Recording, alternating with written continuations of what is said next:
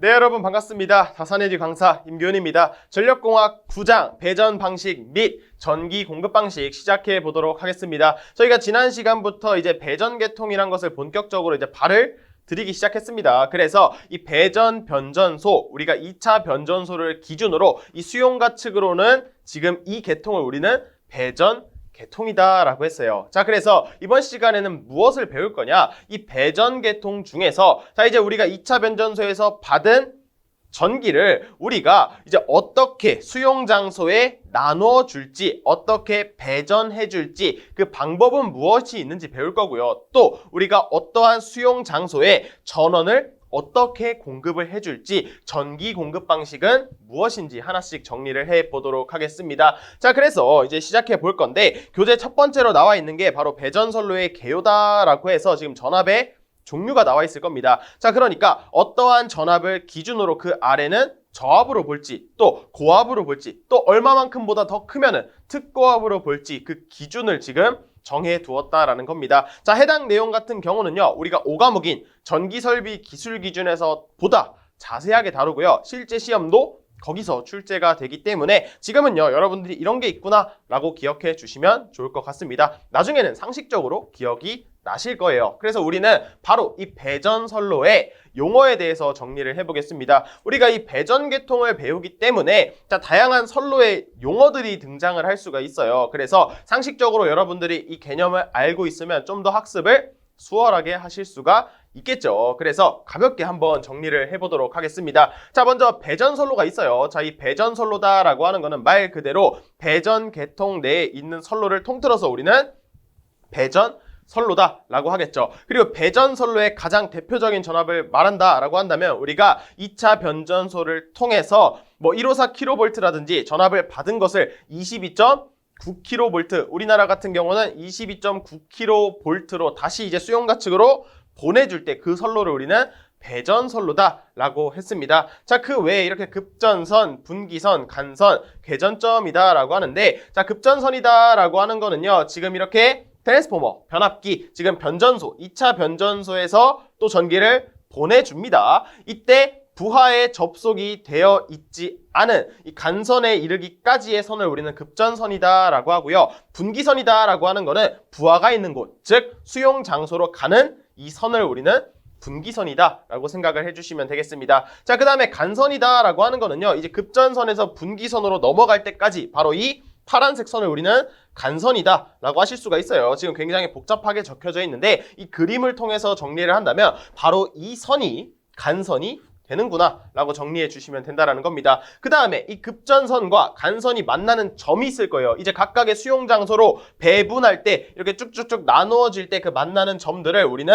궤전점이다 라고 정리를 할 수가 있게 됩니다. 자, 일상생활에서 쉽게 예를 든다라고 한다면 지금 이 급전선이다 라고 하는 것을 여러분들이 고속도로다 라고 생각을 해주시면 됩니다. 자, 우리가 이 고속도로 같은 경우는 어때요? 자, 엄청 쌩쌩 달리고 주변에 걸어다니는 사람 한 명도 없죠. 즉, 부하가 없다라는 겁니다. 자, 이렇게 고속도로를 쭉 달리다 보면은 우리가 이제 각각 원하는 지역으로 넘어갈 수가 있겠죠. 뭐 대표적으로 뭐 서울도 있고요.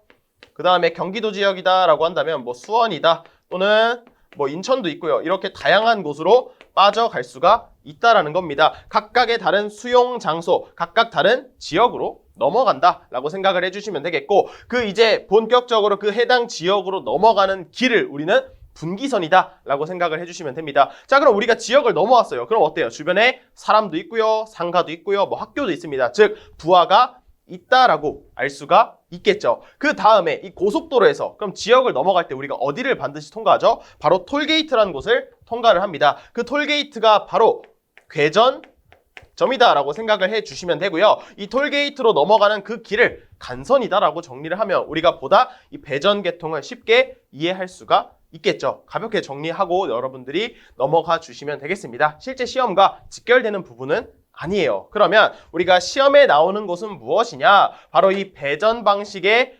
종류부터는 이제 굉장히 중요하다라고 할 수가 있게 됩니다. 이 배전 방식이다라고 하는 것은 앞서 말씀드린 것처럼 전기를 이제 우리가 어떻게 배분해 줄지 그 방법들에 대해서 정리를 한다라고 볼 수가 있고요. 우리가 고압 가공 전선로 그리고 저압 가공 선로에 따라서 우리가 이 배전 방식이 달라지게 되겠고, 또는 고압 가공 전선로와 그리고 고압 지중 전선로 사이에도 이 배전 방식의 차이가 존재하게 됩니다. 자, 그래서 우리는요 딱 4가지만 정리를 할 거예요. 바로 이 고압 가공 선로에 있는 이 가지식, 환상식, 망상식에 대해서 정리를 할 거고요. 그리고 이 저압 가공 선로에 있는 저압 뱅킹 방식까지 정리를 해보도록 하겠습니다. 나머지 애들도요, 자, 굉장히 중요하고요. 실기 시험에서 다시 한번 언급이 될 거예요. 근데 필기에 실제 출제가 된 이력들이 없는 배전 방식이 됩니다. 그래서 크게 우리는 이 4가지에 대해서 정리를 해보도록 할 거예요. 자, 그럼 본격적으로 시작하기에 앞서서 이 4가지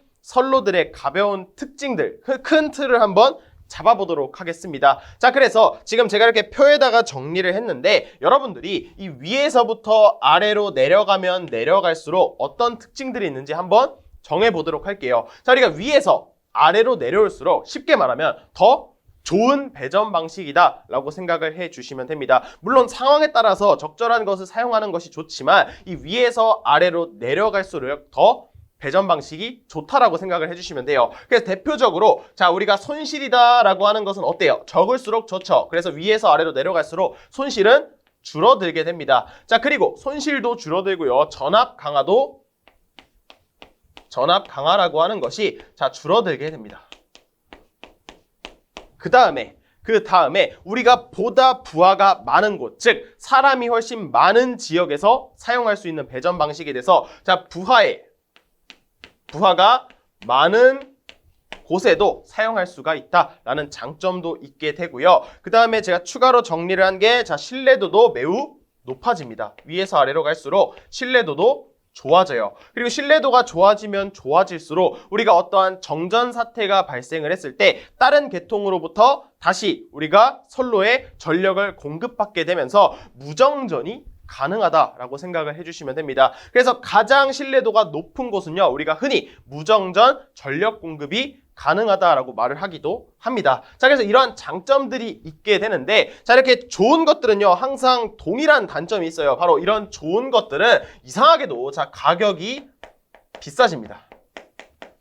자, 그래서 위에서 아래로 내려갈수록 이러한 장점들은 있지만 가격이 높아진다라는 단점이 있겠고, 마찬가지로 우리가 신뢰도가 높아진다라고 하는 거는 서로 다른 계통이 연결되어 있을 가능성이 많아지기 때문에 이러한 배전 방식이 복잡해진다까지 정리를 해주시면 좋을 것 같습니다. 자, 해당 내용이 큰 틀이 되고요. 우린 본격적으로 하나씩 정리를 해보도록 할게요. 자, 그럼 먼저 첫 번째로 이 고압 가공 선로의 가지식에 대해서 한번 정리를 해보도록 하겠습니다. 이 가지식은요, 우리가 지식이라고도 하고요. 또 교재에는 안 적혀 있는데 방사상식이다라고 합니다. 그리고 이 방사상식이라고 하는 이 용어가 시험에 언급이 된 적이 있어서 이 내용까지 꼭 기억해 주시면 좋을 것 같습니다. 이 가지식의 가지다라고 하는 것이 우리가 나뭇가지 할 때 그 가지예요. 그래서 지금 이렇게 변압기로부터 우리가 전력을 공급받을 때 마치 나뭇가지가 계속 이렇게 뻗어 나가는 것처럼 부하를 이런 식으로 계속 뻗어가면서 이렇게 분기선을 내면서 한쪽으로만 전력을 공급하는 방식을 우리는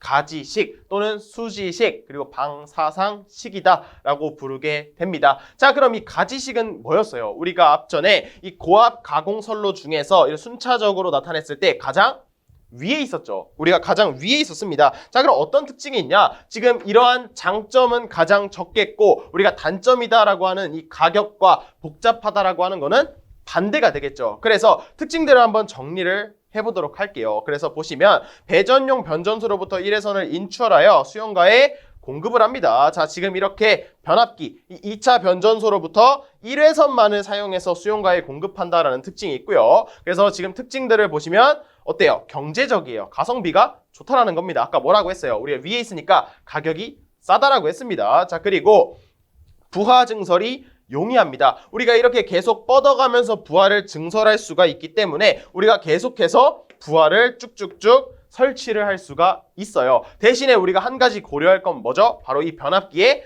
용량이 허락되는 선에서 우리가 자유롭게 부하를 증설할 수가 있다는 장점이 있게 됩니다. 자, 그 다음에 농어촌 지역과 같이 부하 밀도가 적은 곳에 사용한다라고 했어요. 자, 우리가 위에 있을수록 어땠습니까? 부하가 적은 곳에 사용을 할 수 있다라고 했었죠. 그래서 이 농어촌 지역이다라는 이 문구가 종종 출제가 됩니다. 우리가 이 농촌, 어촌 같은 경우는 수도권과 비교를 했을 때 어때요? 상대적으로 인구 밀도가 떨어지죠. 사람들이 적기 때문에. 자, 사람이 적다라고 하는 거는 그만큼 부하를 덜 사용한다라는 거겠죠. 그래서 이렇게 부하 밀도가 적은 곳에 이 가지식을 사용한다라고 생각해 주시면 되겠습니다. 자, 그 외에 전압 강화와 손실은 어때요? 가장 크겠죠. 그래서 단점으로 전압 강화와 전력 손실이 크고요. 공급 신뢰도도 지금 떨어진다라고 볼 수 있습니다. 자, 만약에 이렇게 변압기가 지금 사고가 나서 여기서 전력 개통을 못한다라고 볼게요. 지금 한쪽으로만 전력을 공급하기 때문에 자, 이곳에 사고가 발생하면 여기 있는 부하들 싹 다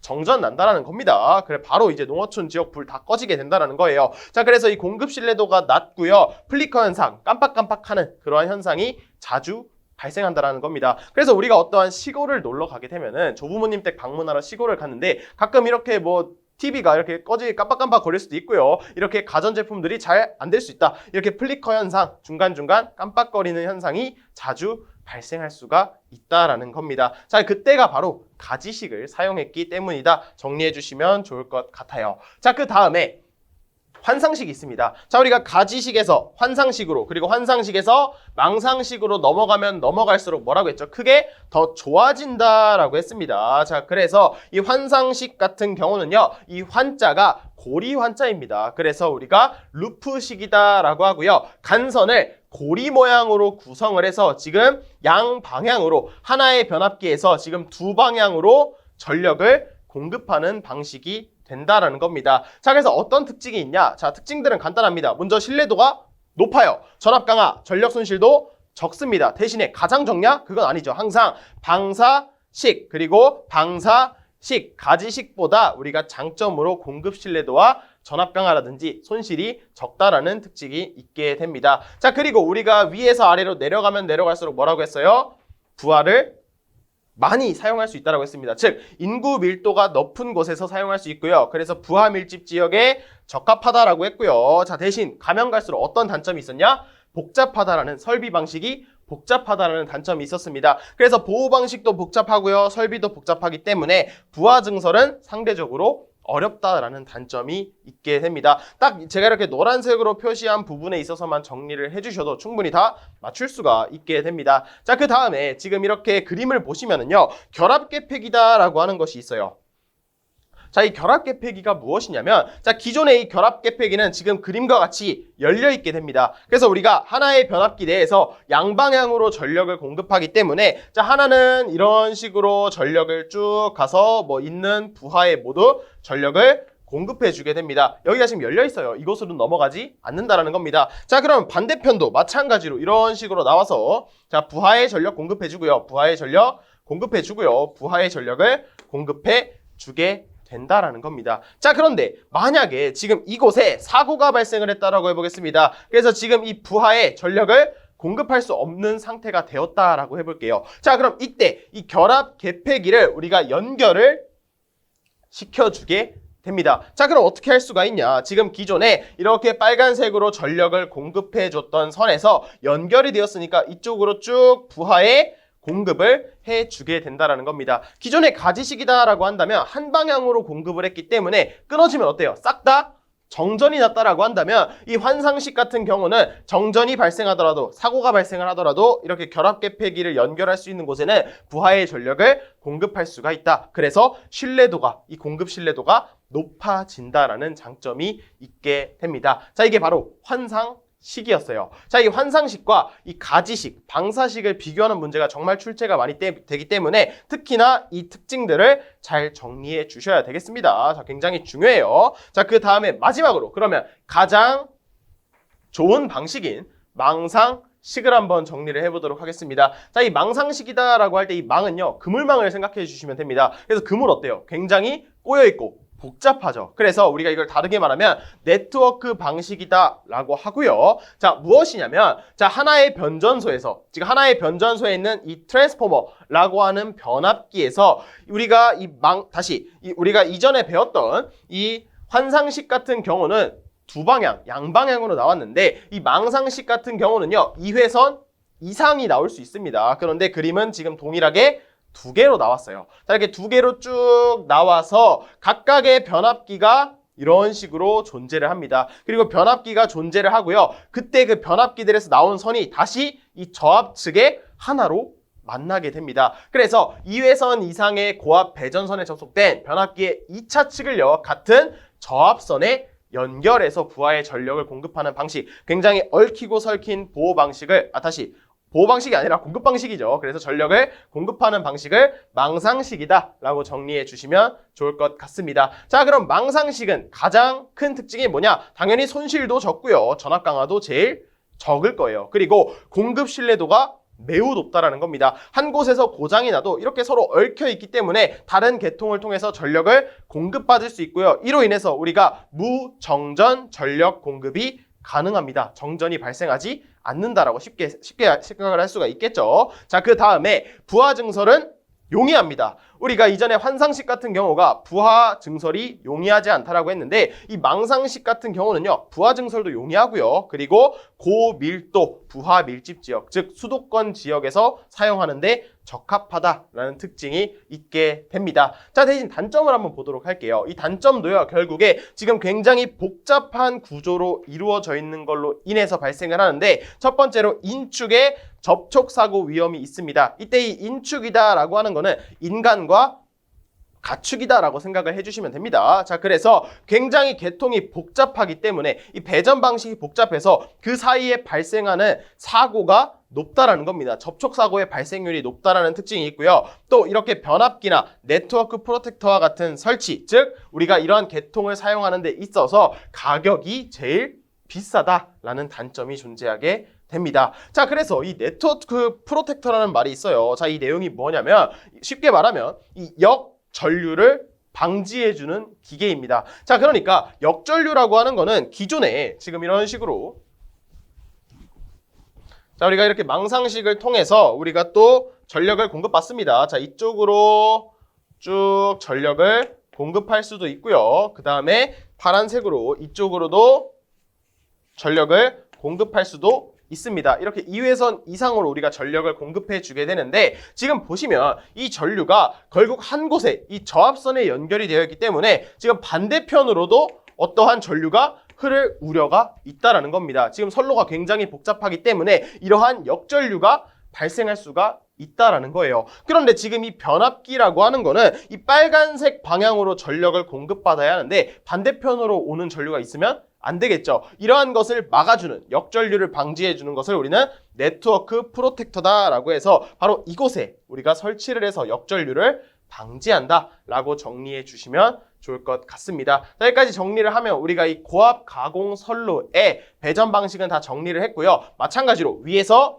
아래로 갈수록 어떤 특징이 있다? 자, 손실과 전압 강화는 떨어지고요. 부하는 많이 사용할 수 있고 신뢰도는 높아진다. 대신에 단점으로 가격은 비싸지고 복잡하다라는 단점이 있다. 이 큰 틀을 꼭 기억해 주셔야 되겠습니다. 자, 그리고 우리가 한 가지를 더 한다라고 했어요. 바로 우리는 이 저압 가공 선로의 이 저압 뱅킹 방식까지는 우리가 알아본다라고 했었죠. 종종 시험에 출제가 되는 부분입니다. 자, 그래서 한 번 더 정리를 해보면은 이 저압 뱅킹 방식이다라고 하는 거는요. 자, 2대 이상의 변압기에 저압 측 간선을요. 병렬로 연결을 했대요. 즉, 이렇게 여러 개의 변압기가 있는데 이 변압기로부터 발생한 간선들을요. 지금 이렇게 구분 퓨즈가 있는 것을 통해서 우리가 뭘로 연결했냐? 바로 병렬로 연결을 한 것을 우리는 저압 뱅킹 방식이다라고 합니다. 그리고 저압 뱅킹 방식도 마찬가지로 전압 강화와 전력 손실이 작다라는 장점도 있고요. 우리가 깜빡깜빡거리는 플리커 현상도 감소하고요. 부하 증가에 대한 탄력성도 좋습니다. 부하를 이런 식으로 계속 추가를 해줄 수가 있다라는 특징이 있게 된다라는 겁니다. 마찬가지로 공급 신뢰도도 그래서 높아집니다. 지겠죠. 자, 그 다음에 부하를 자유롭게 설치할 수가 있겠고 이런 식으로 2대 이상의 변압기를 사용하기 때문에 마찬가지로 부하 밀집 지역에도 적합하다라는 장점이 있게 됩니다. 그 다음에 변압기의 용량을 경감시킬 수가 있어요. 자, 이 내용은 무엇이냐면 우리가 지금 이러한 부하들을 공급하기 위한 변압기를 하나만 사용한다라고 했을 때 그 하나의 변압기의 용량은 어떻게 써요? 매우 높아지게 되겠죠. 그런데 우리가 이 저압 뱅킹 방식이다라고 하는 것은 2대 이상의 변압기를 사용하기 때문에 이 각각의 변압기의 용량은 작아지게 된다라는 겁니다. 즉, 변압기의 용량을 경감시킬 수가 있게 된다라는 거예요. 자, 그리고 가장 중요한 것을 뽑은다라고 한다면 이 6번 캐스케이딩 현상에 대해서 여러분들이 꼭 정리를 해 주셔야 합니다. 자, 이 현상이 무엇이냐? 이 캐스케이드라고 하는 것은요, 우리가 폭포라는 뜻이 있는데 이 현상이다라고 하는 거는 쉽게 말해서 사고가 파급되는 현상이다라고 생각을 해주시면 됩니다. 자, 그럼 우리가 이런 배전 계통에서 발생하는 사고는 흔히들 우리가 정전 사고가 있겠죠. 즉, 정전 사고에 파급이 될 우려가 높다라는 겁니다. 그래서 이 캐스케이딩 현상에 의해서 정전 범위가 넓어진다라는 거예요. 자, 이게 왜 그러냐면 예를 들어서 지금 이곳에 사고가 발생을 했다라고 해보겠습니다. 자, 사고가 발생했으니까 어떠한 사고 전류가 쭉 이런 식으로 흐르게 되는데, 자, 우리가 병렬로 연결이 되어 있어서 지금 이런 식으로 다른 곳으로 넘어갈 수가 있다라는 겁니다. 즉, 어때요? 사고가 파급이 될 우려가 있고요. 만약에 이러한 고장 전류가 이 다른 변압기에 고장을 발생시키게 되면은 여기에 연결되어 있는 다른 곳도 전부 정전이 된다라는 거예요. 즉, 어때요? 이 저압 뱅킹 방식의 가장 큰 단점이 되겠죠. 왜냐하면 우리가 병렬로 연결을 했으니까. 자, 그럼 이것을 방지하기 위해서 우리가 무엇을 하냐? 이 병렬로 연결된 부분에 우리가 이러한 구분 퓨즈를 설치를 하게 됩니다. 그래서 사고 전류가 흘러요. 사고 전류는 굉장히 큰 전류죠. 그때 이 퓨즈가 자기가 버틸 수 있는 그 전류보다 더 큰 전류가, 사고 전류가 들어온다라고 한다면 뭐가 됩니까? 바로 끊어지게 된다라는 것이죠. 끊어줌으로써 지금 병렬로 연결된 회로가 떨어져 나가겠죠. 즉, 사고가 발생된 부분만 정전이 되고요. 그 외의 부하들에는 사고를 발생시키지 않는다라는 특징이 있겠죠. 그래서 우리가 구분 퓨즈를 설치한다라고 기억해 주시면 좋을 것 같습니다. 딱 배전 방식은요, 여기까지만 기억해 주시면 되고요. 우리는 뒤에 있는 지금 교재의 전기 공급 방식에 대해 정리해 보도록 하겠습니다. 자, 계속해서 이번엔 전기 공급 방식에 대해 정리를 해보도록 하겠습니다. 자, 앞전에 이 전기 공급 방식이다라고 하는 거는요, 우리가 어떻게 부하 측에 또는 수용가 측에 전기를 공급할지 그 방법들이다라고 했어요. 자, 그래서 우리가 크게 4가지로 동일하게 기억해 주시면 됩니다. 자, 그래서 첫 번째는요, 크게 단상과 삼상으로 나누어 줄 수가 있고요. 단상 중에서 우리가 선을 2개만 사용하면 2선식, 그리고 3개의 선을 사용하면 단상 3선식이 됩니다. 그 다음에 삼상이 있고요. 삼상 같은 경우는 3개의 선을 사용했을 때 삼상 3선식, 4개의 선을 사용하면 삼상 4선식이다. 이렇게 4가지로 나눌 수가 있게 됩니다. 자, 그런데 여기서 단언코 가장 중요한 걸 뽑는다라고 한다면 여러분들이 바로 이 단상 3선식을 골라주실 수가 있습니다. 아니죠. 여러분들은 모르죠. 여러분들은 모르고 제가 이렇게 미리 공부를 해왔습니다. 제가 기출 분석 다 하니까 이 단상 3선식이 시험에 정말 많이 출제가 됩니다. 그래서 이렇게 별표로 표시한 만큼 여러분들도 잘 기억해 주시면 좋을 것 같습니다. 자, 여러분들 모르셔도 돼요. 제가 이렇게 미리미리 다 찾았으니까 딱 이렇게 중요한 부분 잘 체크해 주시면 좋을 것 같습니다. 자, 그 중에서도 시험에 어떻게 많이 나오냐? 이 단상 2선식과 단상 3선식을 비교하는 문제가 정말 많이 출제가 되니까 꼭 기억해 주시면 좋을 것 같습니다. 그래서 이 교재에도요, 이 단상 3선식에 대한 특징이 가장 자세하게 수록이 되어 있는 것을 여러분들이 알 수가 있습니다. 그럼 본격적으로 하나씩 시작해 보도록 할게요. 먼저 단상 2선식이 됩니다. 자, 단상 2선식이다라고 하는 거는 자, 그림으로 나타내면 굉장히 익숙하실 거예요. 자, 우리가 이런 식으로 전원 측에 권선이 있고요. 그 다음에 이런 식으로 단상 2선식이니까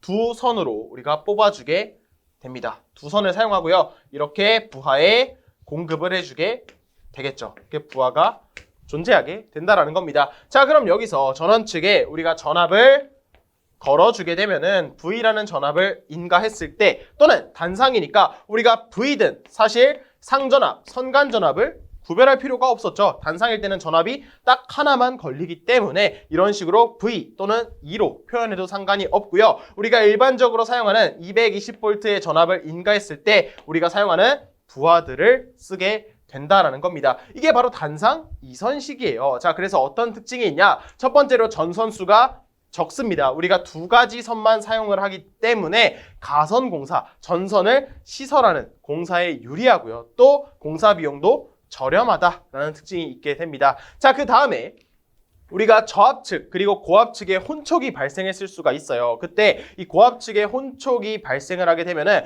그때 저압 측에 큰 전압이 걸리게 되겠죠. 이것을 방지하기 위해서 우리가 저압 측 한 단자에 접지를 해준다라는 정도의 특징만 기억해 주시면 되겠습니다. 자, 이 정도만 기억하면 되고요. 사실 제일 중요한 메인은 바로 이 단상 3선식이 됩니다. 단상 3선식. 자, 이 단상 3선식이다라고 하는 거는요. 지금 보시는 이 단상 2선식 있죠. 지금 이 권선을 이런 식으로 두 개 직렬로 연결을 하게 됩니다. 자, 여기까지만 보시면요. 우리가 단상 2선식이 되고요. 우리가 이 공통된 중성선을 사용해서 이렇게 단상 2선식이 연결된 것을 우리는 단상 3선식이다라고 합니다. 자, 그래서 이렇게 세 선을 사용한다라는 것을 알 수가 있고요. 자, 우리가 그럼 이 단상 3선식을 왜 사용했는지 한번 간단하게 정리를 하면은 자, 지금 우리는 220V의 전원을 사용해서 부하에 공급하고 있죠. 콘센트가 220V잖아요. 그런데 우리가 옛날에는요 110V를 사용했어요. 지금 마치 일본처럼 이웃나라 일본처럼 우리가 110V를 사용을 했는데 자, 그때 우리가 110에서 220으로 넘어가는 과도기 때 이 단상 3선식을 사용을 했습니다. 그래서 동일한 권선을 이렇게 연결을 했다라고 했을 때 자, 우리가 지금 이곳의 전압을 110V다라고 할게요.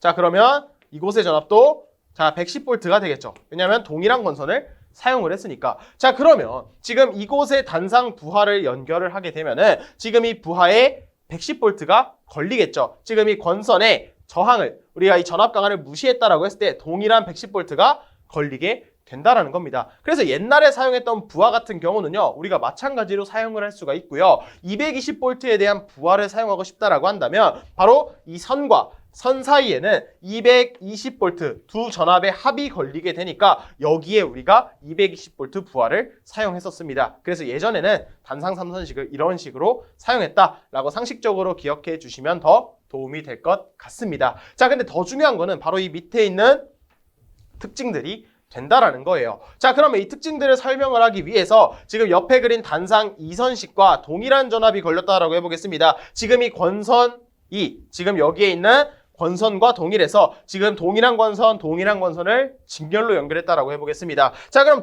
전압은 똑같이 걸리겠죠. 여기에 220V에 전압이 걸리고 여기에도 마찬가지로 220V에 전압이 걸렸다라고 해볼게요. 그럼 여기에 전압은 어때요? 여기는 그 전압의 합인 440V가 걸리게 될 겁니다. 자, 그러면 지금 어때요? 기존에 선과 선 사이의 전압이 2배로 늘었다라는 것을 알 수가 있습니다. 자, 이로 인해서 첫 번째 특징, 이 단상 2선식에 비해 전압 강화와 전력 손실이 작다라는 특징이 있습니다. 자, 이건 왜 그러냐면 우리가 이 전압 강화 E라고 하는 것을 단상과 3상에서 모두 사용할 수 있는 공식으로 나타냈을 때 자, V분의 P의 아래 플러스 X 탄젠트 세타다라고 정리를 했었죠. 자, 그러면 여기서 만약에 공급 전력이 일정하다라고 했을 때 그리고 그 외의 것들도 일정하다라고 했을 때 자, 동일한 전선을 사용했다라고 한다면 여기에 한 선에 있는 저항과 리액턴스도 동일하겠죠. 그래서 이 부분이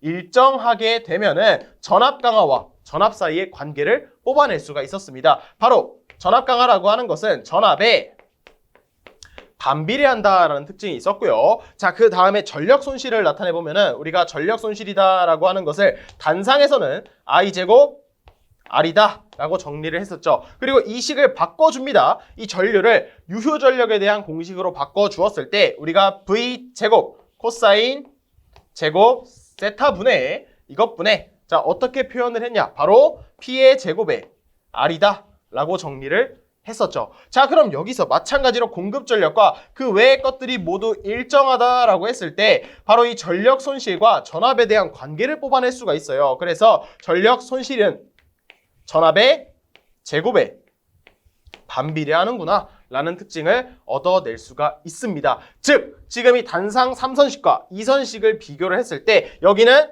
220V, 여기는 440V로 더 전압이 높죠. 이로 인해서 전압이 높아지면 높아질수록 이 전압 강화와 전력 손실은 떨어진다라는 첫 번째 특징이 있게 됩니다. 자, 그 다음 한번 보면은, 자, 제가 이렇게 노란색으로 표시한 게 굉장히 중요하다는 뜻인데, 지금 이 2번과 4번 같은 경우는요, 아직 우리가 이해하는데 어려움이 있습니다. 우리가 이 네 가지의 전기 공급 방식을 가지고 한 방의 표로 정리를 한 게 있어요. 그 내용을 학습하시고 나면은 이 두 식이 이해가 되실 겁니다. 그래서 지금은 넘어가 주시면 좋겠고요. 자, 한번 읽어는 볼게요. 자, 전압과 전력 손실이 일정할 경우에 이 단상 2선식에 비해 필요한 전선 소요량이 37.5%가 된다는 겁니다. 즉, 이 단상 2선식보다 전선 소요량이 감소한다는 뜻이에요. 이 전선 소요량이다라고 하는 거는요, 이 전선에 들어가는 그 양이, 내가 필요한 양이 줄어든다라는 겁니다. 즉, 뭐죠? 단상 3선식이 줄었으니까, 이 전선 소요량이 줄었으니까 좋아진 거겠죠. 장점이 된다라는 겁니다. 그 다음 4번도요, 단상 2선식에 비해서 한 선당 공급 전력이 133%가 된다라고 합니다. 자, 그러니까 한 선이 공급할 수 있는 전력 양이 단상 2선식과 비교했을 때 133%가 됐다는 거예요. 그러니까 더 많은 전력을 공급할 수 있다는 겁니다. 이건 역시 장점이 되겠죠. 좋다라는 겁니다. 단상 3선식이. 자, 이렇게 미리 여러분들이 좋다라는 것을 기억해 주시고 이따가 표를 통해서 한 번에 정리를 해보도록 하겠습니다. 자, 그럼 먼저 세 번째 특징을 보도록 할게요. 자, 당연한 겁니다. 두 종류의 전압을 얻을 수가 있다라고 해요. 그래서 상전압과 선간전압을 얻을 수가 있습니다. 자, 단상 2선식 같은 경우는요, 우리가 상전압과 선간전압이 동일하다라고 했습니다. 어차피 하나의 전압이 걸리기 때문에 부하에는 한 가지 전압만 걸리게 된다라고 했어요. 그런데 이 단상 3선식 같은 경우는요, 이 가운데 중성선을 기준으로 우리가 지금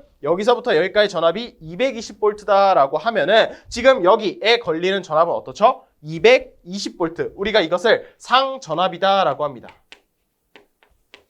지금 이렇게 이 단상 3선식의 한 선과 그리고 중성선 사이에 걸리는 전압을 상전압이다라고 하고요. 그 다음에 이 단상 3선식의 선과 선 사이에 걸리는 전압을 우리는 선간전압이다라고 하는데, 그때 전압은 우리가 440V가 걸린다라는 것을 알 수가 있어요. 즉, 이 단상 3선식 같은 경우는요, 이 상전압과 그리고 선간전압 두 종류의 전압을 모두 사용할 수가 있어서 우리가 옛날에 사용했던 부하와 요즘 사용하는 부하를 모두 사용할 수 있다라는 특징이 있게 된다라는 겁니다. 자, 세 번째까지 정리를 했고요. 우린 마지막 다섯 번째 정리를 해보도록 할게요. 이 다섯 번째가 중요한데, 자, 우리가 이 문장을 보면은 우리가 이 내용을요, 한번 다르게 정리를 할 수가 있습니다. 자, 중성선이 단선될 경우에 부하 불평형 시 송산되는 것을 막아준다라고 해요. 그 말은 무엇이냐면, 자, 부하 불평형 시에 중성선이 단선이 되면 어떤 문제가 생긴다라는 겁니다. 그 말은 우리가 부하가 평형이다라고 한다면 중성선이 단선이 되더라도 아무런 문제가 없다라는 거예요. 자, 그래서 이 내용을 한번 정리를 해보도록 하겠습니다. 자, 우리가 단상 3선식일 때, 자, 평형 상태를 먼저 나타내 보도록 할게요. 자, 그러면 지금 전압을요, 계산을 편하게 하기 위해서 기존에는 220이었죠. 그런데 여기에 전압을 제가 기준 전압을요, 0전압을 이 아래로 잡아보도록 하겠습니다. 자, 0전이는요, 여러분들이 아무데나 잡으셔도 돼요. 여기로 잡으셔도 되고요, 여기로 잡으셔도 되고, 여기로 잡으셔도 됩니다. 저는 편하게 여기를 0V라고 하고요, 여기서부터 여기까지의 전압을 100V다라고 해볼게요. 그 다음에 우리가 동일한 권선을 사용했다라고 했을 때 여기서부터 여기까지는 다시 한번 100V, 200V가 된다라고 해보겠습니다. 자, 그러면 우리가 무엇을 알 수가 있냐? 여기서부터 여기에 걸리는 전압이 100V가 되고요. 그 다음에 이것도 100V가 된다라는 것을 알 수가 있습니다. 자, 그러면 이 선과 선 사이, 이 선간 전압은 결국 200V가 걸리게 되겠죠. 자, 그러면 이 상태에서 지금은 어떻습니까? 지금 만약에 이 부하가 평형 상태다라는 것을 만들기 위해서 이 부하의 저항을요, 제가 동일하게 1옴이다 라고 해보도록 하겠습니다. 자, 부하가 같은 부하예요. 그래서 저항도 동일하고요. 1옴, 1옴이다 라고 했을 때 우리가 전압은 항상 높은 전위에서 낮은 전위로 전류가 흐르죠. 그래서 지금 전위가 가장 높은 200V에서 자, 전류가 흐릅니다. 전류가 높은 곳에서 낮은 곳으로 흘러요. 그래서 지금 이 방향으로 우리가 전류가 흐른다라는 것을 알 수가 있습니다. 그때 전류값이 얼마가 되냐면은 자, 지금 부하의 저항이 1옴이에요. 지금 권선의 저항과 리액턴스는 무시했다라고 가정을 한다면 자, 우리가 옴의 법칙에 의해서 전류는 저항분의 전압이 되겠죠. 그래서 이곳에 흐르는 이 주황색 전류는요, 우리가 200 다시 지금 여기가 100V니까 여기서부터 여기까지가 100V죠. 그래서 100V만큼의 전류인 우리가 100A가 흐르게 된다라는 것을 알 수가 있습니다. 1옴분의 100V에서 100A의 전류가 흐르게 된다라는 거예요. 자, 이렇게 주황색 전류가 흐르게 되고요. 이런 식으로 폐회로를 구성하게 되겠고, 그 다음에 여기에도 자, 100V에서 0V 높은 전위에서 낮은 전위로 우리가 전류가 또 흐르게 됩니다. 이런 식으로 폐회로를 구성하게 되고요. 이곳에 흐르는 전류를 나타내 보면은 마찬가지로 지금 부하가 평형 상태입니다. 그래서 1옴에 대한 100V에 대한 전류는 마찬가지로 100A가 되는구나 라는 것을 알 수가 있어요. 자, 그러면 지금 이 가운데 중성선 같은 경우는 전류가 어떻게 되냐면 자, 주황색에 의해서 지금 오른쪽에서 왼쪽 방향으로 100A의 전류가 흐르고요. 그 다음에 지금 이 파란색 전류에 의해서 왼쪽에서 오른쪽으로 또 100A의 전류가 흐르고 있습니다. 즉 100A와 100A가 완전히 상쇄가 되죠. 그래서 이곳에 흐르는 전류는요, 우리가 0전류가 다시 0A의 전류가 흐르게 됩니다. 그러니까 평형 상태에서 지금 이 중성선의 전류가 흐르지 않는다라는 것을 알 수가 있어요. 자, 그래서 지금 이 위에부터 지금 이 위에가 100A의 전류가 되고요. 지금 이 부하에서부터 이 아랫방향이 100A의 전류가 되겠고, 가운데 중성선은 전류가 0이 된다라고 우리가 회로를 해석할 수가 있게 된다라는 겁니다. 자, 그럼 이러한 평형 상태일 때는 아무런 문제가 발생을 하지가 않아요. 자, 왜냐하면 우리가 만약에 지금은 무시를 했지만 이 권선에 자, 저항과 리액턴스 성분이 있겠고요. 그 다음에 권선에 저항과 리액턴스 성분이 있겠고, 저항과 리액턴스 성분이 있다라고 했을 때 우리가 동일한 권선을 사용한다라고 한다면 저항과 리액턴스는 동일하겠죠. 즉, 이 저항과 리액턴스가 이 전류에 의해서 발생하는 전압 강하가 각 권선마다 동일하다라는 것을 알 수가 있습니다. 자, 그래서 지금 이 권선의 저항을 고려했을 때 실제 이 부하에 걸리는 전압은 이 100V가 그대로 걸리는 게 아니라 이 전압 강하를 뺀 나머지가 걸리게 될 거예요. 그런데 어차피 전압 강하가 동일하니까 이 부하와 이 부하는요, 걸리는 전압이 완전히 동일하다라는 것을 알 수가 있다라는 겁니다. 즉, 아무런 문제가 발생하지가 않는다라는 거예요. 언제? 부하가 평형 상태일 때 지금 동일한 부하를 사용한다라고 했을 때 아무 문제가 발생을 하지 않아요. 그리고 이러한 평형 상태에서 중성선이 단선이 되었다. 즉, 중성선이 끊어졌다라고 해도요, 아무런 문제가 발생하지가 않습니다. 자, 만약에 중성선이 끊어졌다라고 해볼게요. 그러면 지금 이 단상 이선식과 동일한 구조로 바뀌겠죠. 그러니까 지금 여기에 기존의 가운데에 우리가 자, 이런 식으로 가운데에 원래 중성선이 있었죠. 그런데 이게 끊어지고 지금 부하가 우리가 지금 동일한 부하 두 개를 사용했으니까 여기가 지금 하나의 부하 1옴짜리가 있고요. 그 다음에 또 하나의 부하가 1옴짜리가 있어서 지금 서로 직렬로 연결된 단상 이선식으로 바뀌게 된다라는 겁니다. 자, 중성선이 없다라고 했을 때 지금 여기가 0전위부터 100V 그리고 200V여서 이곳에 걸리는 전압은 200V일 거예요.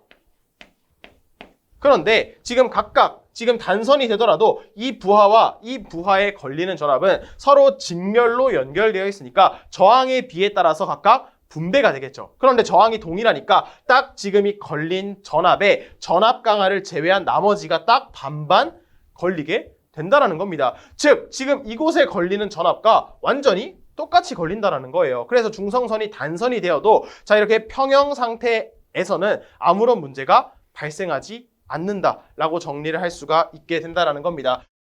자, 그림이 지저분해서 조금 다시 한번 그려보았습니다. 자, 그래서 우리가 이번에는 부하가 불평형대를 한번 볼 거예요. 자, 그래서 부하의 저항이 하나가 1옴이다라고 하고요. 다른 하나는 10옴이다라고 서로 다르게 한번 가정을 해보겠습니다. 자, 그런데 사실 부하의 저항이 서로 다른 게 당연한 거죠. 우리가 어떤 부하를 쓸 때 사실 동일한 저항만을 사용하는 거는 사실 불가능합니다. 불가능. 그래서 이렇게 1옴과 10옴을 썼을 때 이 단상 삼선식에서 어떤 일이 일어나는지 한번 보도록 하겠습니다. 자, 그러면 우리가 전위는 똑같이 줘볼게요. 여기를 0전이다 라고 기준을 했을 때 여기서부터 여기까지를 100V 그리고 여기서부터 여기까지를 200V다 라고 했을 때 자, 동일하게 주황색으로 자, 이 100V만큼의 전위차에 의한 전류를 한번 흘려보도록 할게요. 자, 그러면 이런 식으로 시계 방향으로 전류가 흐르게 되겠고 그때 그 전류는 바로 이 부하에 걸리는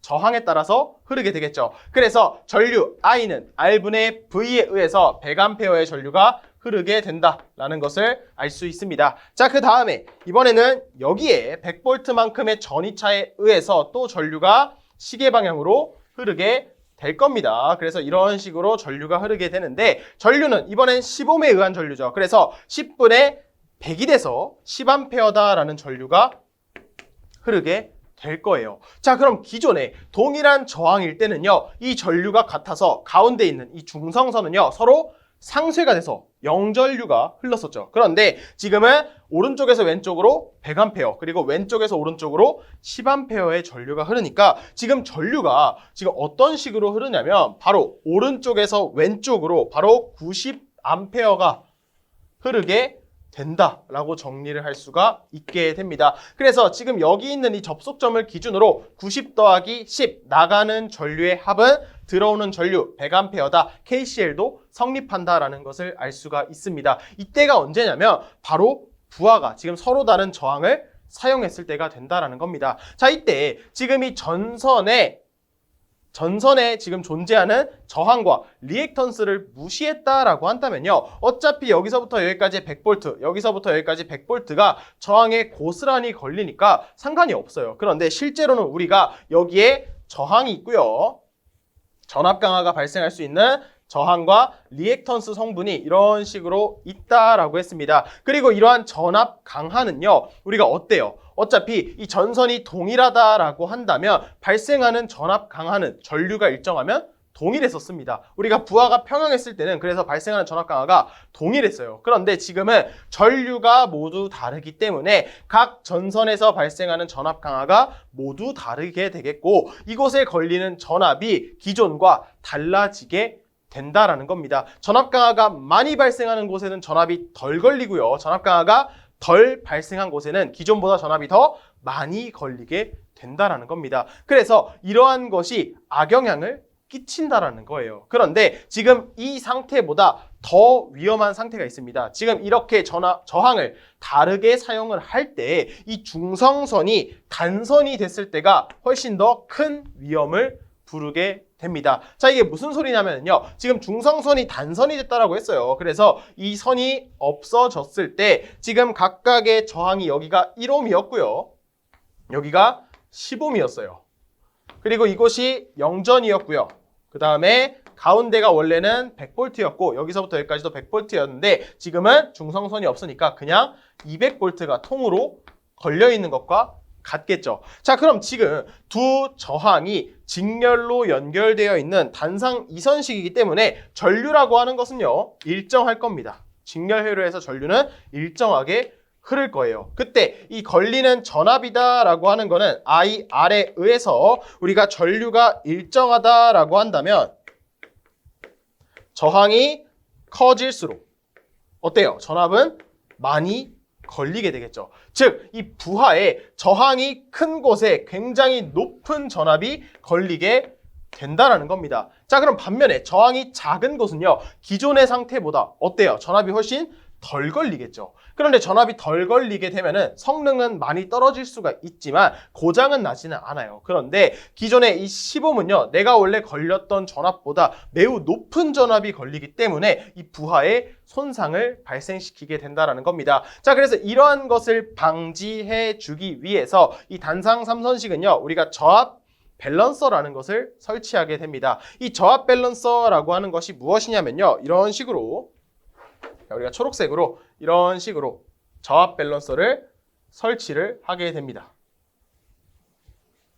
자, 이때 이 저압 밸런서의 이 두 권선은요, 권수비가 동일해요. 그 동일하다라고 했을 때, 자, 어떤 역할을 하냐? 지금 기존에 불평형일 때 중성선에 원래 전류가 흐르지 않았지만 우리가 중성선에 전류가 흐르게 된다라고 했어요. 그런데 지금 이 중성선에 흐르는 전류가 내가 저압 밸런서를 설치하게 되면은요, 그 전류가 저압 밸런서 쪽으로 흐르게 됩니다. 즉, 전류가 지금 이 100A와 10A에 의해서 90A의 전류가 흘렀었죠. 그 전류가 지금 저압 밸런서 쪽으로 흐르게 된다라는 거예요. 이 방향으로 90A의 전류가 흐른다라는 거겠고, 자, 이제 전류가 두 갈래를 만나서 나누어지게 되는데 권수비가 동일하기 때문에 딱 절반씩 나눠 가져서 45A 그리고 45A로 반반 나뉘게 된다라는 겁니다. 그래서 전류가 이런 식으로 흐르게 되고요. 여기도 이런 식으로 흐르게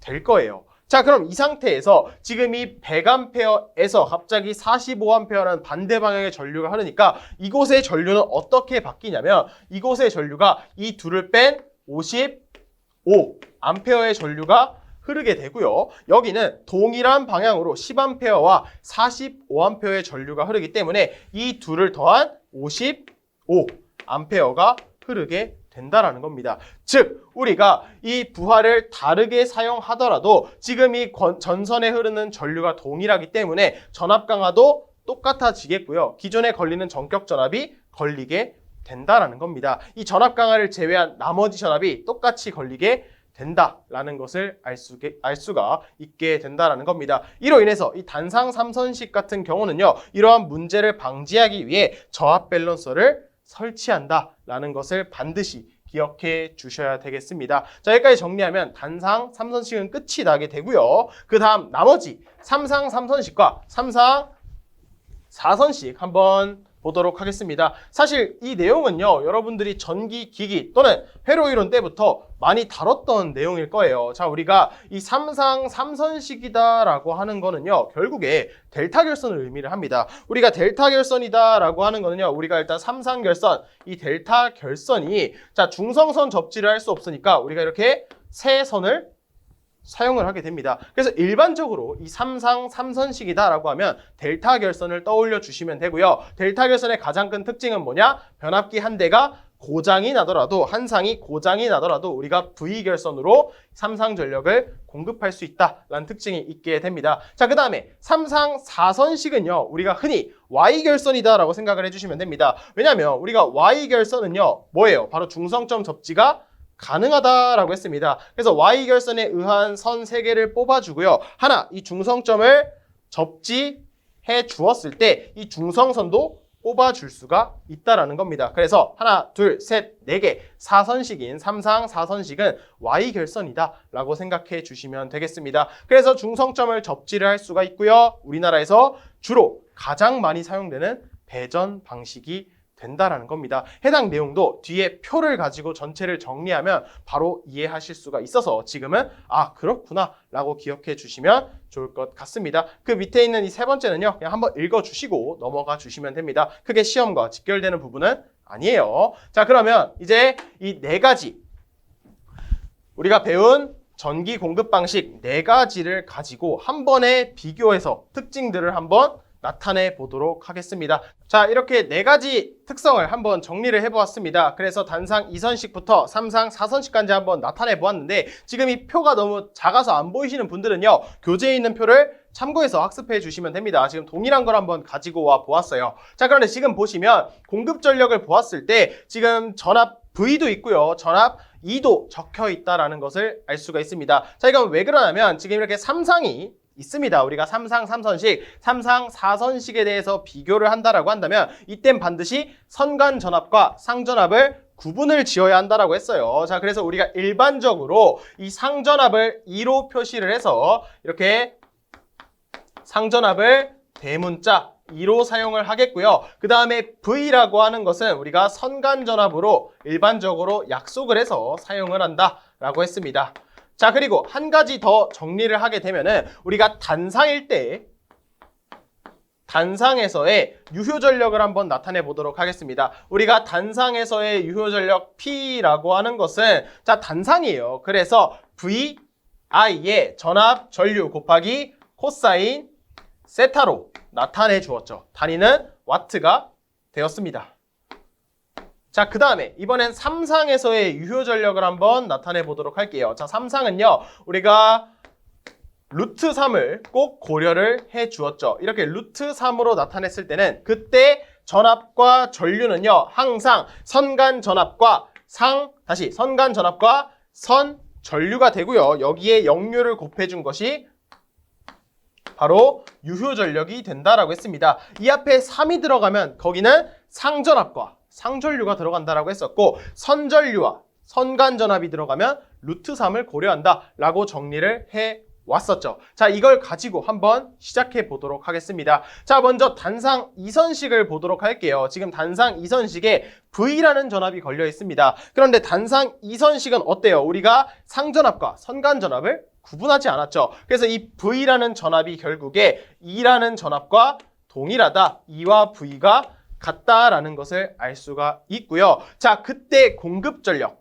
유효전력을 한번 계산해 보면은 지금 이 걸려있는 부하의 역률이 코사인 세타다라고 했을 때, 자, 단상에서는요, 어떻게 되죠? VI 코사인 세타 또는 우리가 전압이 동일하기 때문에 EI 코사인 세타가 될 거예요. 그런데 제가 계산편의상 이 역률을 제가 1이다라고 모두 이 부하의 역률을 1이다라고 가정을 하게 되면은요, 이 역률을 생략해 주어도 되겠죠. 그럼 이 상태가 되면은 자, 공급전력 단상 2선식인 경우에는요, 선간전압 V로 나타냈을 때도 VI가 되고요, 상전압으로 나타냈어도 동일하기 때문에 이 I로 같아진다라는 것을 알 수가 있습니다. 자, 그럼 단상 3선식을 한번 보도록 할게요. 단상 3선식의 상전압은 우리가 지금이 중성선과 한선 사이의 전압을 우리가 E라고 하고요. 그 다음에 두 선 사이의 전압은 선간전압이다라고 해서 V로 표현을 했습니다. 자, 그러면 이때 이 단상 3선식의 공급 전력은 다르죠. 내가 만약에 이곳에 있는 전체 공급 전력을 계산한다라고 한다면 선간 전압으로 나타냈을 때는 VI의 역률 1을 고려해서 P는 VI가 되는데, 만약에 상전압 2로 나타낸다라고 한다면 자, 중성선과 한선 사이의 전압도 2가 되고요. 마찬가지로 중성선과 한선 사이의 전압도 똑같이 2가 돼서 이때는 이 선간 전압이 곧 2가 되겠죠.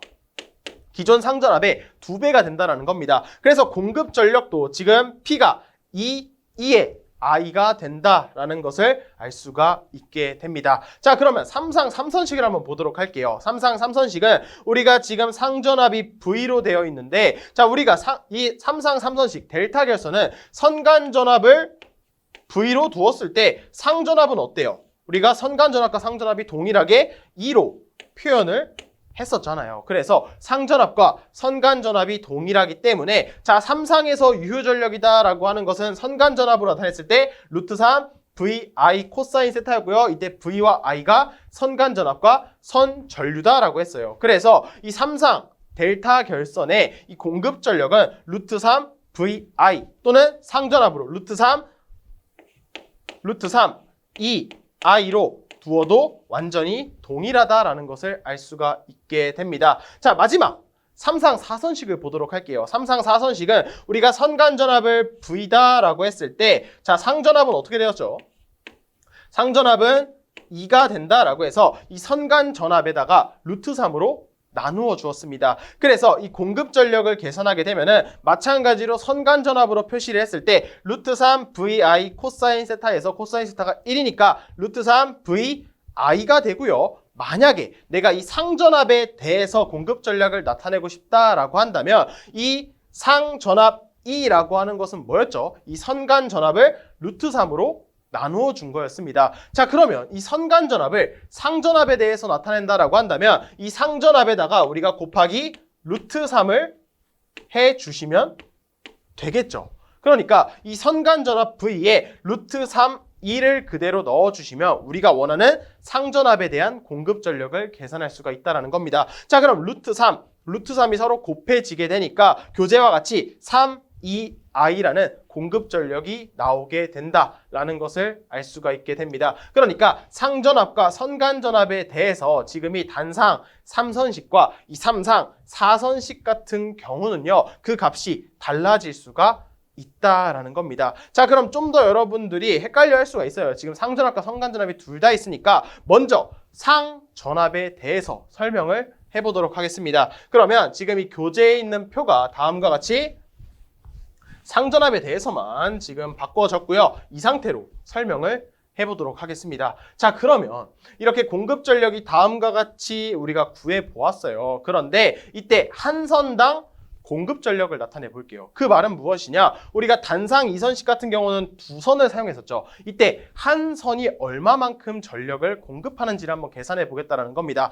그럼 계산은 간단하죠. 우리가 기존에 2선식을 사용을 했을 때 P1이 2I였어요. 그러면 한 선당이니까 자, 두 선 중에 한 선 2로 나누어주면 끝이 나겠죠. 그래서 2분의 1, 2I가 되고요. 자, 다르게 말하면 2분의 1에 지금 우리가 구한 게 원래 전체는 P1이었으니까 전체 P1을 2분의 1로 나누어 준 거다라고 정리를 할 수가 있게 된다라는 겁니다. 자, 그럼 계속해서 단상 3선식을 한번 보도록 할게요. 단상 3선식은 우리가 전체 공급 전력이 2에 I가 된다라고 했습니다. 그런데 3선이니까 우리가 뭘로 나눠줘야 되겠어요? 3으로 나눠주시면 되겠죠. 그래서 3으로 나눠서 3분의 2에 2I가 되는구나 라는 것을 알 수가 있고요. 삼상도 마찬가지로 우리가 세 선을 사용하면 3으로 나눠서 3분의 루트 3 2I가 되고요. 지금 여기 어차피 델타 결선은 우리가 VI든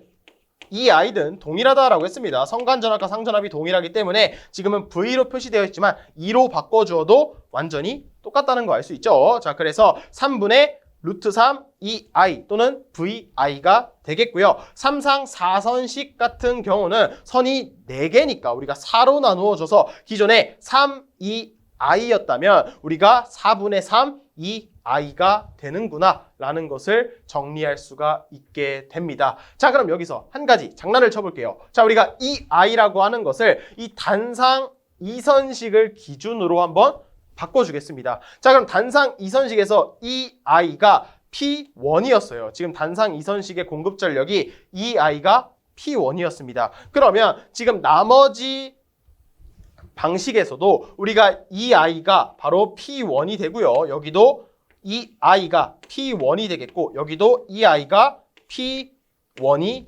된다라는 겁니다. 그럼 여기서 한 성당 공급 전력을 바꿔주게 되면은 지금 이 값이 원래 기존엔 3분의 2I가 3분의 2의 P1이 되고요. 여기는 3분의 루트 3의 P1이 되고요. 여기는 4분의 3 2I가 4분의 3의 P1이 된다라고 바꿀 수가 있게 된다라는 겁니다. 이걸 왜 바꾸냐? 우리가 이 단상 2선식을 기준으로, 즉 이 단상 2선식의 한 선당 공급 전력을 100%로 기준을 할 겁니다. 그리고 100%로 기준했을 때 나머지의 전력 공급 비율을 한번 나타내 보겠다라는 겁니다. 자, 그럼 우리가 바꿔준 것을 한번 그대로 적어줘 보도록 할게요. 그러면 2분의 1의 P1이 되고요. 비율이니까 이거 대. 자, 우리가 단상 3선식은 3분의 2의 P1이 되고요. 그리고 삼상 3선식은 3분의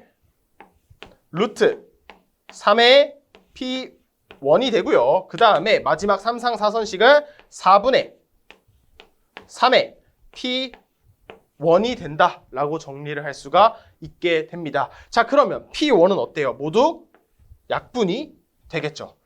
같으니까 모두 약분이 되고요. 그럼 2분의 1 대 3분의 2 대 3분의 루트 3 대 4분의 3이 되는구나 라고 정리를 할 수가 있겠고, 우리가 지금 단상 이선식을 100%로 기준을 했다라기 때문에 이 2분의 1을 100%로 바꿔줘 보도록 하겠습니다. 그래서 양변에 모두 200을 곱해 주시면 되겠죠. 이 2분의 1에다가 내가 200을 곱히면 100이 나오잖아요. 그렇죠. 그래서 200을 곱하였을 때 우리가 단상 이선식은 100%가 나오게 되고요. 그 다음에 단상 3선식은요. 여기에 200을 곱했을 때 3분의 400이 나오겠고, 이것 대 그 다음에 3분의 루트 3에 200을 곱하니까 3분의 200 루트 3이 되고요. 마지막으로 3상 4선식은 4분의 200을 곱하니까 600이 나오게 된다라고 정리를 할 수가 있게 됩니다. 이때 이 분모를 여러분들이 계산기에 그대로 넣어 주시게 되면은요, 각각의 값이 우리가 지금 이 표에 정해져 있는 것처럼 지금 상전압으로 기준을 했을 때 100% 그리고 133% 그리고 80 다시 115% 마지막으로 150%가 나오게 된다라는 것을 정리할 수가 있게 됩니다. 자, 이를 통해서 무엇을 알 수가 있냐? 우리가 상전압을 기준으로 했을 때 한 선당 전력 공급비를 나타내게 되면은 무엇을 알 수가 있냐? 가장 큰 것이 바로 3상 4선식이 된다라는 겁니다. 우리가 동일한 전압을 사용하고 동일한 전류가 흐른다라고 했을 때 3상 4선식을 사용했을 때 가장 많은 전력을 공급할 수 있다는 뜻이기도 합니다. 자, 그러면 우리가 상전압을 기준으로 했어요. 그러면 이 상전압을 기준으로 했다라고 하는 거는 여러분들이 부하측, 즉 배전선로를 기준으로 했다라고 보셔도 무방합니다. 왜냐하면 우리가 부하를 사용할 때 어떻게 사용을 하죠? 바로 단상 부하를 사용합니다. 우리가 220V 단상 부하를 사용하기 때문에 부하에 상전압이 걸리게 될 거예요. 상전압. 그렇기 때문에 우리는 가장 효율이 높은 이 3상 4선식을 우리나라에서 가장 대표적인 배선선로로 사용을 한다. 그래서 우리가 앞전에 뭘 배웠었죠? 이 3상 4선식의 특징 중에 우리나라에서 주로 많이 사용하는 배전 방식이다. 배선선로에 사용한다 라고 정리를 했다라는 겁니다. 그래서 상전압을 기준일 때는 150%로 3상 4선식이 제일 좋다라는 것을 알 수가 있고요. 자, 그러면 이제 선간전압으로 한번 바꿔보도록 하겠습니다. 자, 그럼 이 부분 잠깐 지우면 자, 지금 아까와 달라진 게 지금은 선간전압을 기준으로 했어요. 그런데 이전에는 상전압으로 기준을 했습니다. 자, 이렇게 상전압에서 선간전압으로 바꿨을 때 자, 이때 단상 2선식과 3상 3선식은요 바뀌지가 않는 것을 알 수가 있어요. 왜냐하면 이 V가 상전압과 선간전압이 어차피 동일했습니다. 3상 3선식도 상전압과 선간전압이 동일했었죠. 그래서 얘네들은 같아요. 근데 달라지는 게 바로 이 단상 3선식과 3상 4선식이 된다라는 겁니다. 자, 기존에 우리가 2로 사용했을 때 이 전체 전압이 2였어요. 근데 이번에는 V로 나타내니까 지금 공급전력, 전체 공급전력이 VI가 되겠죠. 그럼 이 전체 공급전력을 우리가 한 선당으로 바꿔주려면 똑같이 3으로 나눠주면 됩니다. 그래서 3분의 1 VI로 기존에는요 우리가 뭐였냐면 3분의 2I였어요. 근데 3분의 1 VI로 바뀌어졌다라는 겁니다. 자, 마찬가지로 3상 4선식도요 우리가 상전압으로 나타냈을 때는 이렇게 3, 2, I였어요. 그런데 선간전압으로 나타내면 루트 3 VI가 되겠죠. 이것을 4선식이니까 4로 나누어 주면은 4분의 3VI가 된다라는 것을 알 수가 있다라는 겁니다. 자, 그러면 이로 인해서 여러분들이 아까 우리가 했던 방법 있죠. 이 방법으로 동일하게 한 선당 전력 공급비를 계산해 주게 되면은요. 이때는 가장 큰 게 뭐가 되냐면 바로 이 3상 3선식이 되는구나 라는 것을 알 수가 있습니다. 3상 3선식을 사용했을 때 내가 선간전압을 기준으로 이 전력 공급비를 나타내면은 115%로 이 델타 결선 3상 3선식이 제일 크다 라고 정리를 할 수가 있겠습니다. 자, 그럼 우리가 선간전압을 기준으로 나타내는 경우는 무엇이 있냐면 이전에 상전압을 기준으로 한 것을 우리가 배전선로다라고 했어요. 우리가 부하를 사용할 때 상전압을 걸어주기 때문에 대부분 상전압을 사용하기 때문에 우리가 3상 4선식을 사용한다라고 했고요. 그런데 3상 3선식이 제일 클 때는 선간전압, 즉 우리가 송전선로, 우리가 송전선로는요 어차피 공칭전압이 모두 선간전압이죠. 그래서 송전선로는요 우리가 이 3상 3선식 델타 결선을 주로 사용하게 됩니다. 송전선로는 3상 3선식, 배전선로는 3상 4선식을 사용한다. 그 이유를 말하여라 라고 한다면 이 한 선당 공급 전력비를 각각 선간전압, 상전압을 기준으로 나타냈을 때 3상 3선식은 선간전압 기준일 때, 송전선로일 때 가장 컸고요. 상전압을 기준으로 했을 때는 이 3상 4선식이 제일 컸습니다. 라고 말을 하면 그게 바로 정답이 된다라는 것이죠. 해당 표를 여러분들이 잘 기억해 주시면 좋을 것 같습니다. 자, 여기까지 정리를 하고, 자, 그 다음에 지금 뒷장을 보시면, 지금 다음 페이지를 보시면은 지금 단상 2선식 대비 전체 중량비도 지금 정리가 되어 있을 거예요. 그런데 지금 이 과정을 모두 유도를 하기에는 시간이 매우 많이 걸려서 여러분들이 이 해당 값은 기억을 해 주시면 좋을 것 같습니다. 자, 내용을 말씀드리면은요, 동일하게 단상 2선식을 기준, 즉 1을 기준으로 해서 단상 3선식, 3상 3선식, 3상 4선식의 전선 중량비를 나타낸 겁니다. 이때 전선 중량비라고 하는 거는요, 말 그대로 전선에 들어가는 중량, 즉 동량비가 될 수도 있고요. 또 다르게 말하면 우리가 전력 손실비다라고 할 수도 있습니다. 왜냐하면 많은 동이 들어간다라고 하는 거는 저항이 많아지는 것이고 저항이 많아질수록 우리가 전력 손실이 커지기 때문에 동일선상에 논다라는 겁니다. 이때 조건은 같아요. 사용 전압과 전력, 손실이 일정하다라고 했을 때 그 비율을 나타내게 되면은요, 우리가 지금 단상에서 3상 4선식이 될 때까지 점점 더 지금 작아지는 것은 아니죠. 작아지는 것이 아니라 각각의 비율로 나타내게 된다라는 겁니다. 그래서 여러분들은요, 이 수치를 기억해 주셔야 되겠습니다. 자, 어떻게 기억을 하냐? 여러분들이 8분의 3을 기억해 주시게 되면은요, 여기에 곱하기 2를 해 주시게 되면은 그때는 3상 3선식이 됩니다. 그래서 4분의 3배, 기존의 단상 2선식보다 중량비가 4분의 3배로 감소를 했다. 4분의 3배가 되었다. 즉 25%가 줄었다라는 것을 알 수가 있겠죠. 그 다음에 이 3상 3선식에서 여러분들이 이번엔 무엇을 곱하냐? 자, 3상 4선식에 대해서 나타내 줄 거니까 우리가 3상 4선식 3분의 4를 곱해주게 되면은요, 3분의 1배가 됩니다. 자, 이게 무슨 말이냐? 단상 2선식에 비해서 전선 중량비가 33.3%만 사용하면 된다라는 것을 의미를 하게 된다라는 겁니다. 즉 뭐예요? 단상 2선식이 제일 많은 동량이 들어가게 된다라는 겁니다. 그래서 우리가 이 단상 3선식에 대해서 특징들을 나열을 했을 때 지금 단상 3선비의 전선 중량비가 어때요? 37.5%였어요. 그래서 그 특징을 우리가 어떻게 정리를 했냐? 지금 단상 3선식은요, 전선 소요량이 37.5%다. 전선 중량비가 감소했다라는 뜻이고요. 그 다음에 공급 전력도 133%. 이때는 상전압을 기준으로 우리가 133%였다. 이 표를 기준으로 뽑아낼 수가 있다라는 겁니다. 여기까지 정리를 해 주시게 되면은 우리가 전기 공급 방식은 끝이 나고요. 다음 장 승합에 대해서 간단하게 정리하고 마무리해 보도록 하겠습니다.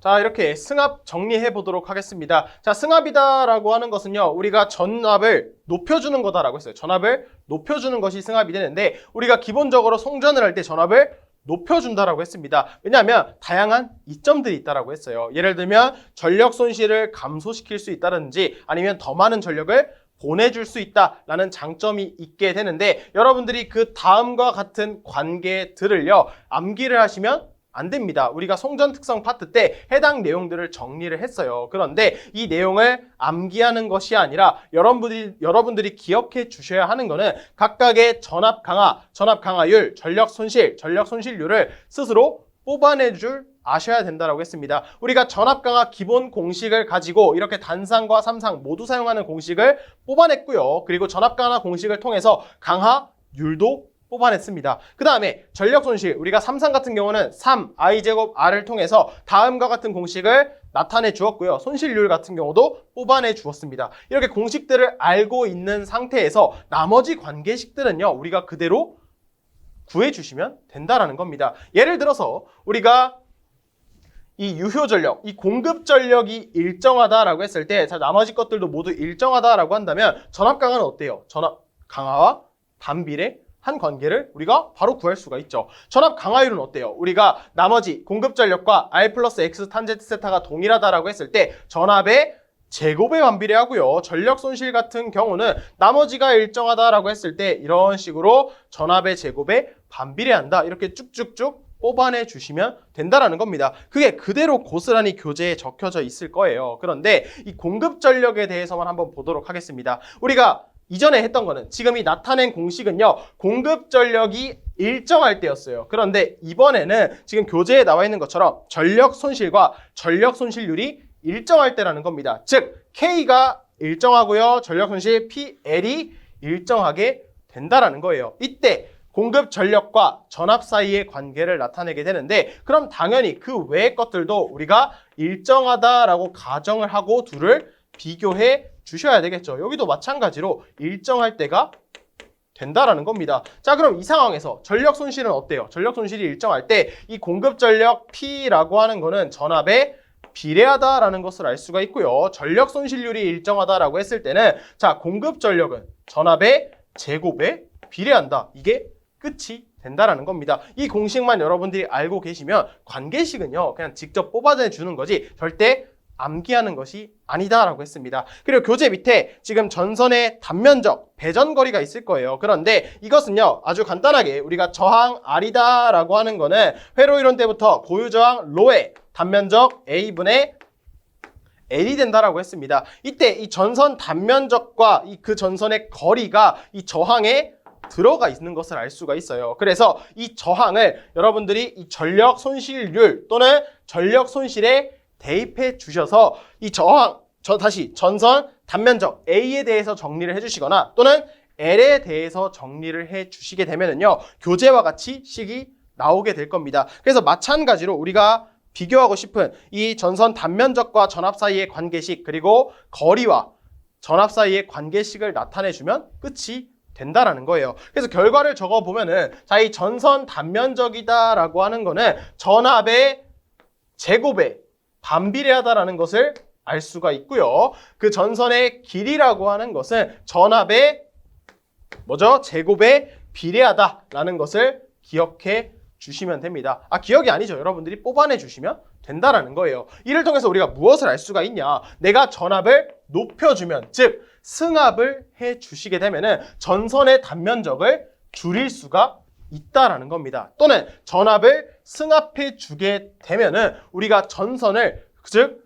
전선의 배전거리, 즉 길이가 길어진다라고 하는 게 더 많은 전력을 멀리까지 보낼 수가 있다라는 것을 의미를 합니다. 즉 승합을 하게 되면은 더 많은 전력, 전기 에너지를 우리가 보내줄 수가 있다라고 정리를 해주시면 되고요. 그럼 어때요? 우리가 전압을 높였을 때 전선 단면적이 준다? 즉 동량이 주는 거죠. 좋은 거기 때문에 이러한 이점이 있고요. 전압을 높였을 때 더 멀리 보낼 수 있으니까 마찬가지로 장점이 있게 된다라는 겁니다. 이런 식으로 여러분들이 기억 암기를 하는 게 아니라 뽑아내 주시면 좋을 것 같습니다. 자, 그 다음에 건설비에 대해서도 가볍게 짚고 넘어가 보면은요, 이 건설비라고 하는 거는 말 그대로 우리가 어떠한 공사를 할 때 드는 총 비용이 됩니다. 그래서 이 총 공사비는 우리가 어떻게 선정을 하냐? 바로 이 애자, 지지물 비용과 그리고 이 전선비를요, 전압과 건설비에 대해 따라서 우리가 나타내 주게 됩니다. 자, 그럼 우리가 전압을 높였을 때 이 전선비를 보도록 할게요. 이 전선비는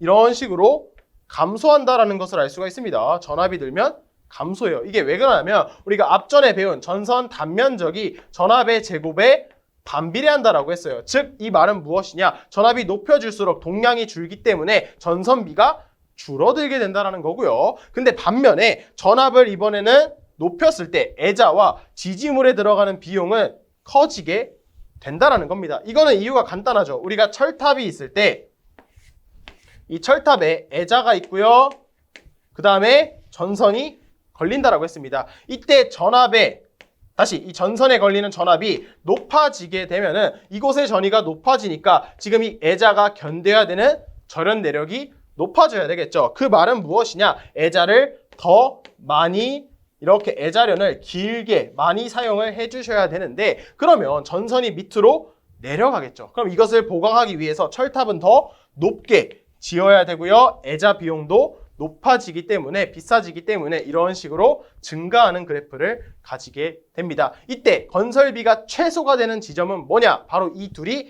만나는 점에서 바로 이 점에서 총 공사비를 우리가 선정하게 된다라고 정리해 주시면 좋을 것 같습니다. 여기까지가 건설비가 되었어요. 건설비. 자, 그럼 마지막으로 진짜 마지막으로 우리가 직류, 송전 방식까지만 정리하고 넘어가 보도록 하겠습니다. 자, 해당 내용이 시험에 가끔 나와요. 가끔. 자, 우리가 이런 식으로 직류 그리고 교류로 전기를 보내주는 송전 방식 총 두 가지가 있는데 지금 우리나라는 뭘 사용한다라고 했었죠? 바로 삼상 교류 방식, 즉 교류를 채택했다라고 했습니다. 자, 그러면 왜 직류 송전 방식은 어떤 특징이 있길래 지금 우리가 이 교류를 사용하는지 한번 정리를 해본다라는 거예요. 자, 그래서 하나씩 특징을 보도록 하겠습니다. 먼저 직류 송전 방식을 보도록 할게요. 이 직류 송전 방식 같은 경우는요, 첫 번째로 절연 계급을 낮출 수가 있다라고 합니다. 즉 좋은 거죠. 이게 왜 그러냐면 우리가 직류 파형을 한번 그려보게 되면은요, 직류는 항상 최대값으로 일정한 값을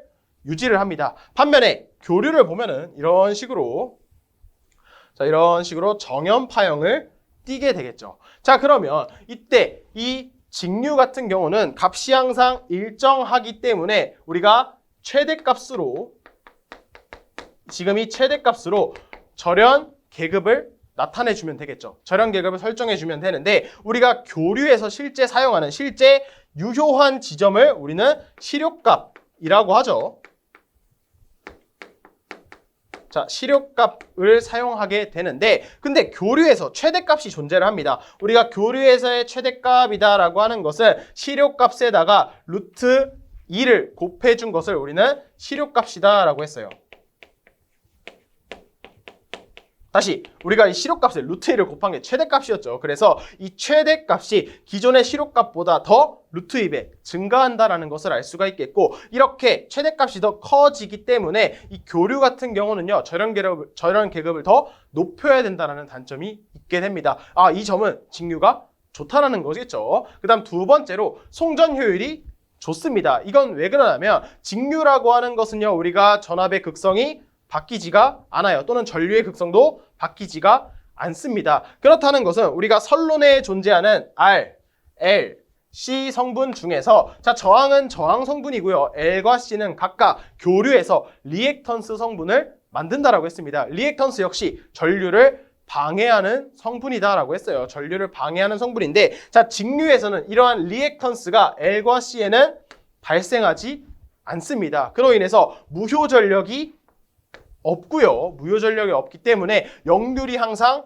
1로 유지가 된다는 겁니다. 또는 표피 효과가 발생을 하지가 않아요. 이 표피 효과다라고 하는 거는 우리가 전선에 전류가 흐를 때 교류라고 한다면 전선의 가장자리로 전류가 흐르는 것을 우리는 표피 효과, 스킨 이펙트다라고 했습니다. 그래서 우리가 이 교류를 사용하게 되면요. 가운데 내가 만약에 동량을 사용을 했는데 전선이 안 흐르니까 효율이 떨어진다라고 했습니다. 그런데 직류는 그런 걱정을 할 필요가 없겠죠. 그래서 효율이 높아진다라는 특징도 있고요. 이로 인해서 안정도도 당연히 높아지게 되죠. 왜냐하면 역률이 1이고 무효 전력이 발생하지 않으니까 안정도도 좋다라는 장점도 있습니다. 그 다음에 마지막으로 주파수가 다른 계통 간의 연계도 가능합니다. 예를 들어서 일본 같은 경우는요. 지금 상용 주파수가 50A입니다. 우리나라 같은 경우는 사실 50A가 아니죠. 50Hz입니다. 헤르츠. 우리가 주파수의 단위가 헤르츠죠. 이때 우리나라는요. 상용 주파수가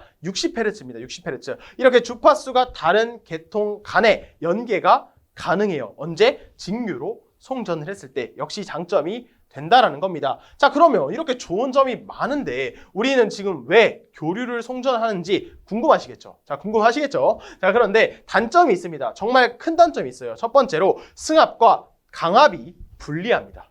승합과 강압이 분리해요. 그러니까 전압을 높이고 낮추는 게 안 좋다라는 거예요. 자, 우리가 부하 같은 경우는요. 우리 부하는 교류를 사용합니다. 우리 부하는 단상 교류죠. 그런데 지금 만약에 우리가 직류로 송전을 하게 된다라고 한다면 처음에 굉장히 높은 전압으로 승합을 해서 보내주면 우리가 이점이 많다라고 했어요. 그런데 직류 같은 경우는 승합도 어렵습니다. 왜냐하면 승합을 해주는 게 우리가 변압기가 승합을 해주었었죠. 그래서 이 변압기에 우리가 1차 측 건선을 감고요. 그 다음에 2차 측 건선을 감아 주었을 때 지금 이 권수 B에 의해서 우리가 전압을 높이거나 낮출 수가 있었습니다. 그때 이 변압기의 원리가 무엇이었냐면 이때 전류가 흘렀을 때 그 전류의 변화량에 의해서 자속이 만들어지고 이것이 세교하면서 2차 측 전압을 2차 측 유기기전력을 만들었습니다. 여러분들이 전기기기 때 한 번씩 배우셨을 거예요. 즉